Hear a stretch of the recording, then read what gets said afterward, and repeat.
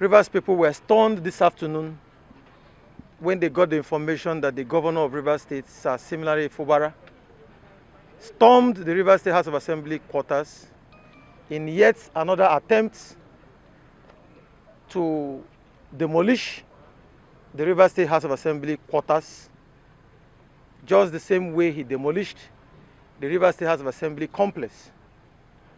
Nigerians, Rivers people are watching events day by day as our own governor, who is supposed to uphold the Constitution, is gradually sliding into the position of the chief lawbreaker of Nigeria. Our governor demolished the House of Assembly complex, and plans are underway from what we are seeing to again demolish the Rivers State House of Assembly quarters. The quarters we have here is one of the best in the country.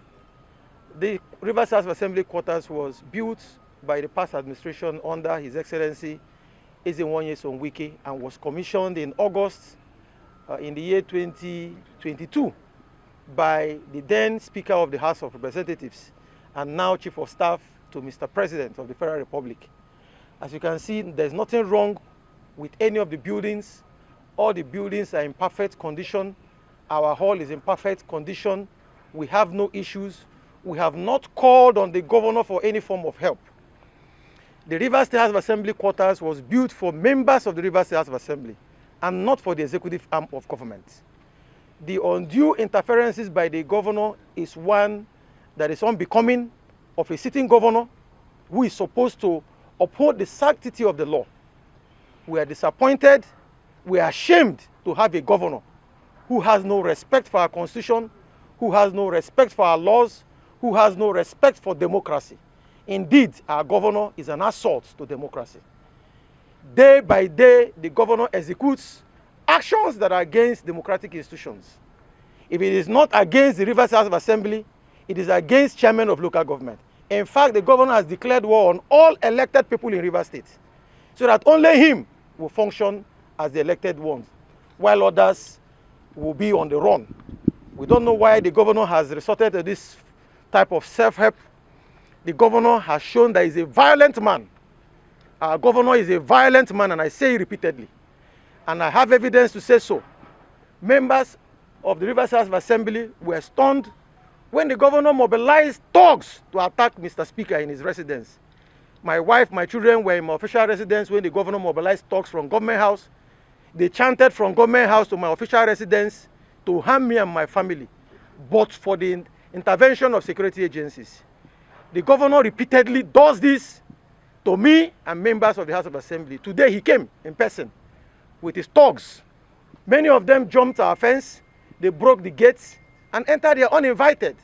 Ordinarily, the governor needs to write the speaker to get into our hallowed chamber or to get into our premises, or at least inform us if he has any reason to come here.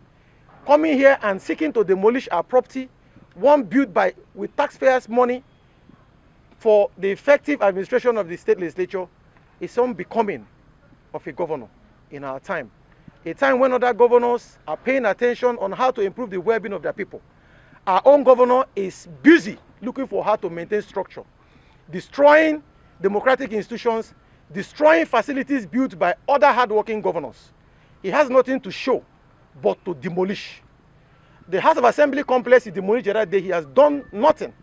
He has not done anything to rebuild it. Our property that he took, even some of the things belonging to members, the governor and his thugs took away our personal belongings. To this day, we can't find them.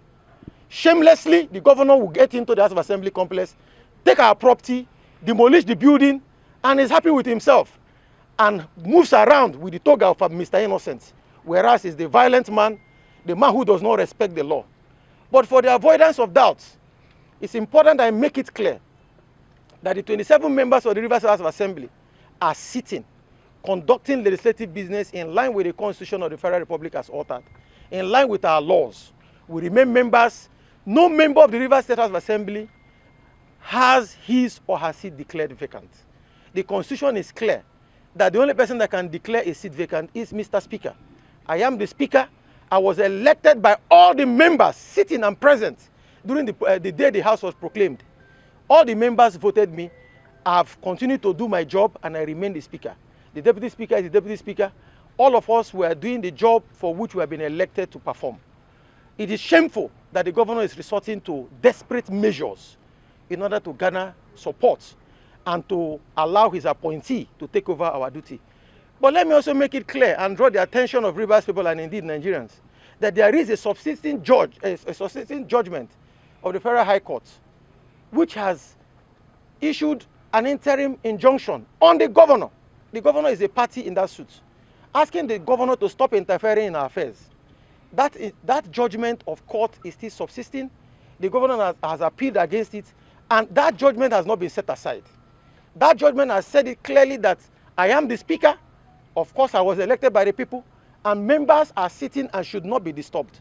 But every day we listen and read to media reports of some people who were suspended on the 30th of October, purporting to be principal officers of the House. They were duly suspended by the rules of the House. They are already in courts.